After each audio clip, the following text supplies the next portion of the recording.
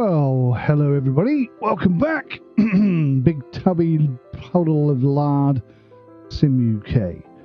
This is Microsoft Flight Simulator, and I'm going to attempt to fire up FSFlyingSchool, which, if you don't know, is a third-party tutorial for piloting. And it's something that I've already experienced with X-Plane 11. This will be the first time I've tried it in Microsoft Flight Simulator, so I don't know how well it's going to go. We'll do a little test here. It's a T-Re or Tyree. Let's just do a roundy robin. It's going to be dark, isn't it? I'm going to have to change the weather. And if you can hear a bath running in the background, it's because I'm actually running the bath for my daughter. So this is going to be a real quick up and downy one, hopefully, he says. Not that any flight in Microsoft Flight Simulator ever goes that well. And I always forget to turn the ignition on before starting. Let's just change the time of day. Let's just reduce that precipitation a smidge. But yeah, we don't want it snowing at all. No snow. What is making that bloody noise? It's definitely the brakes, right?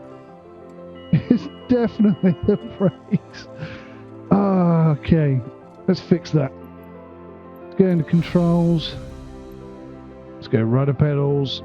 Let's go sensitivity. Let's add a dead zone of 10%.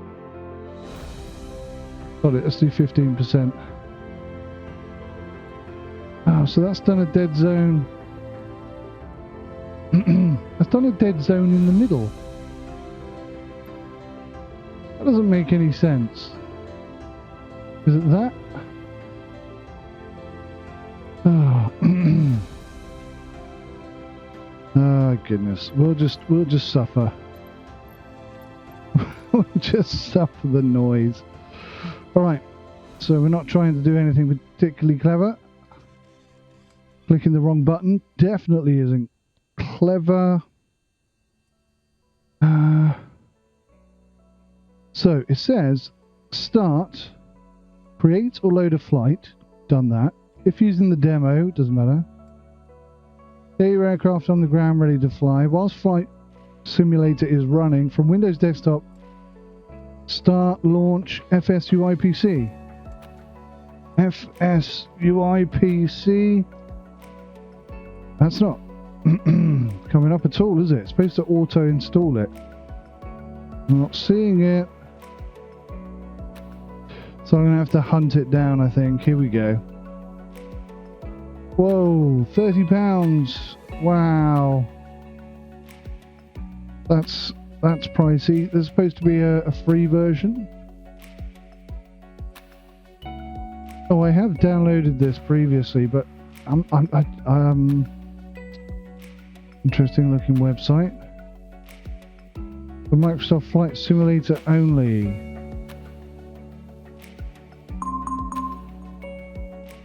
Suspicious file found.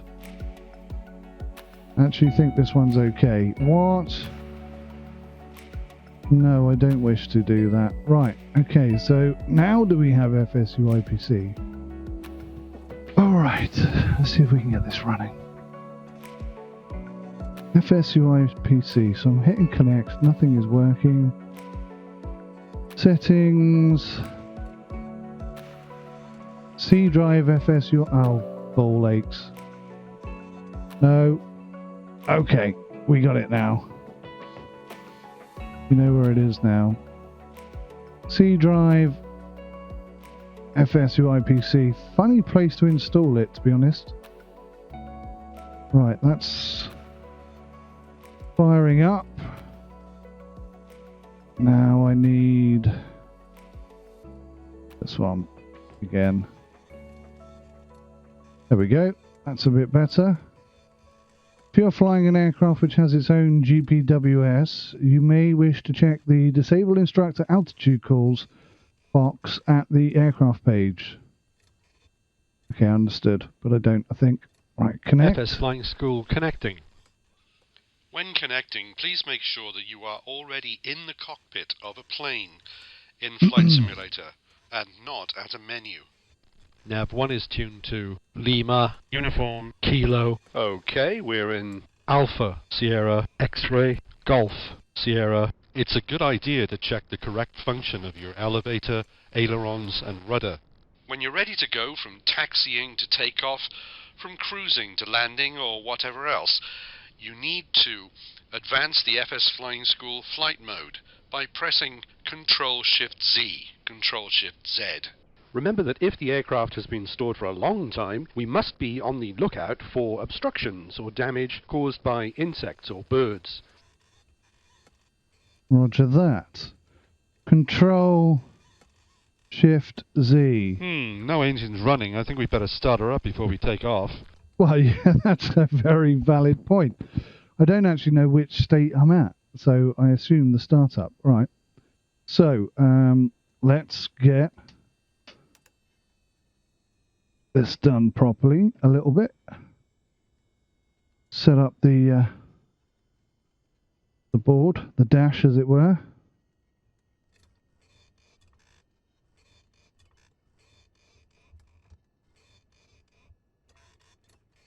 Alrighty, so I can see what's going on. So we want to give it maximum throttle. We want to crank that about an inch, which is sort of there-ish. We want to make sure that the handbrake is on, which it is. And we'll turn the master alternator battery. Nav 1 is tuned to Lima, Uniform, Kilo. Beacon on. Taxi light on. Well, actually, do we need that on? Never know when to turn the strobe on, so I've turned that on as well. And fuel is on, handbrake is on. Put the brakes on as well, just to be sure. Let's set full flaps, then fully retract them so we know they're functioning freely. Full flaps.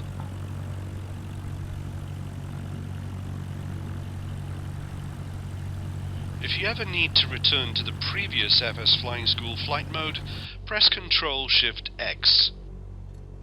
Roger that. Okay, RPMs to about 1,000.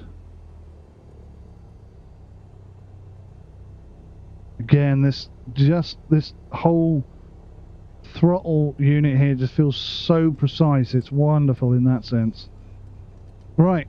Control-Shift-Z. Okay, you've finished taxiing and are about to take off. Yes, Current indeed. visibility is 81 miles. The wind is 278 at 3.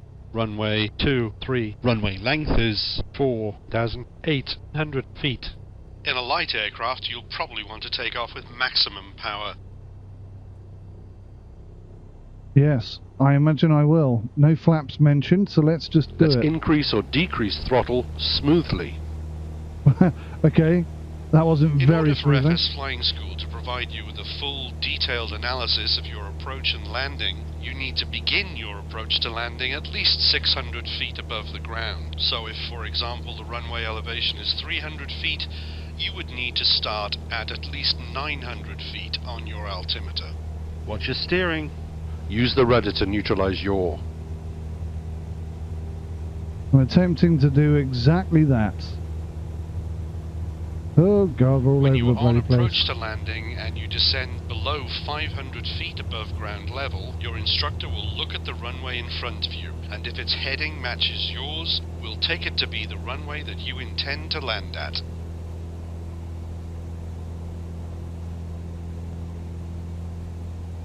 So we're in sunny Scotland again. Then we'll go out over the water today. Get ourselves up to 600 feet and then we'll level out and turn.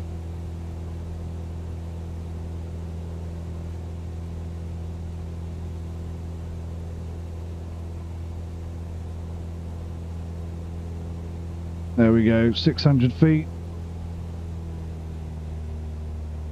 We've got plenty of speed, so let's increase our rate of climb. We don't want to be descending during takeoff. Takeoff If is you finished. have loaded a flight plan into FS Flying School, take care to pass each waypoint within 1 nautical mile in a light aircraft or within 3 nautical miles in a heavy. We've got plenty of speed, so let's increase our rate of climb. Increase Actually, throttle so we can climb faster. We've got Nope. plenty of speed, so let's increase our rate of climb. so I tried to set it up to do a Increase touch and throttle go. so we can climb faster. We've got plenty of speed, so let's increase our rate of climb. If you wish, FS Flying School can automatically detect your entry into cruise mode when you level off, or landing mode when you begin a steady descent. These options are controlled at the pilot's screen. So we are far too high. I'm going to have to drop the engine You RPM. don't want to be descending during takeoff. So I tried Increase to... throttle so we oh can my climb faster. God. We've got Shut plenty up, of man. speed, so let's increase our rate of climb. I tried to initiate circuit. Increase throttle so we can climb faster. But We've got clear- plenty of speed, so let's increase our rate of climb. Clearly... Increase throttle so we can climb faster. for goodness We've got sakes. plenty of speed, so let's increase our rate of climb. Clearly You don't he... want to be descending during takeoff. Increase throttle so we can climb faster. We've got plenty of speed, so let's increase our rate of climb. There must be a way of setting this up properly. Increase throttle so we can climb faster. We've got plenty of speed, so let's increase our rate of climb. In all We can honesty... navigate using an NDB Mhm. or non-directional beacon by tuning the Automatic Direction Finder or ADF to the NDB of our choice. Once tuned, if we are within range, the needle on the ADF will point directly to the NDB. Increase throttle so we can climb faster. We've got plenty of speed, so let's increase our rate of climb. If you want a quick challenge while flying, then with the autopilot off, press Ctrl-Shift-C. Your instructor will set you a quick task to perform. These will be easy while flying straight and level, more challenging while turning or climbing or descending. Increase throttle so we can climb faster. We've got plenty of speed, so let's increase our rate of climb. I think maybe Increase throttle so we there can needs climb to be an faster. option to We've tell got him to plenty shut of up speed, so let's increase after our a rate certain of number climb. of times of telling Okay, you to we're do the about to same land. thing. Your nav1 OBS There setting we go. indicates runway heading is 360. You have no glide slope signal unless you get one. We'll be doing a visual approach. We can lower flaps because we're below 110 knots. Alrighty.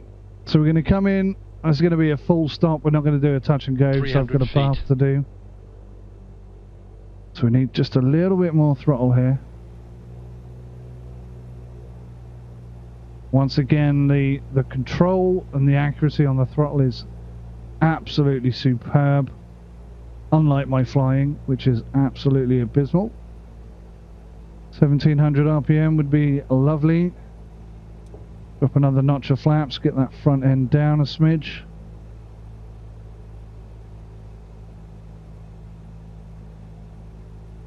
Okay. Awful, awful approach. This is quite literally the third flight I've done in, 200 feet. well, no, a little bit longer than that. Perfect timing though, thank you for that.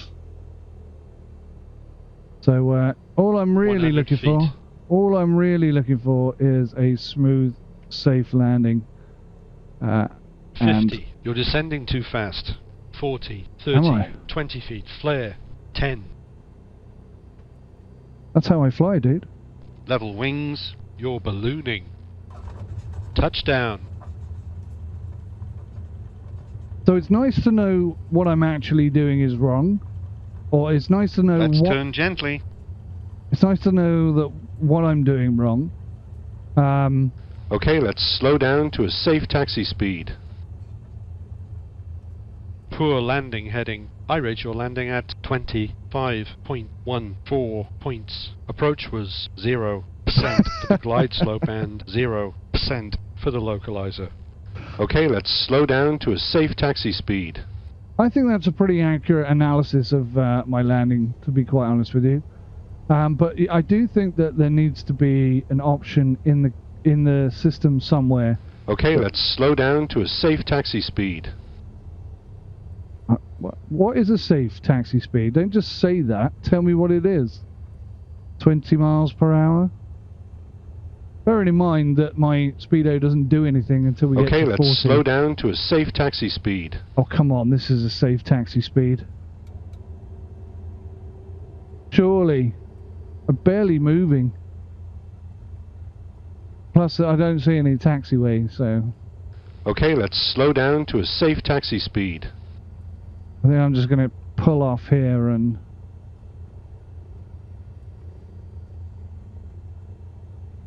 go rogue. Okay, let's slow down to a safe taxi speed.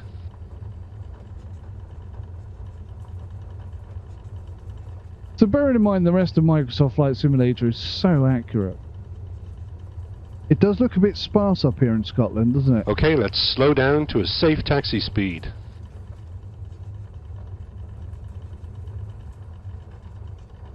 I am putting the brakes on, but they don't seem to be...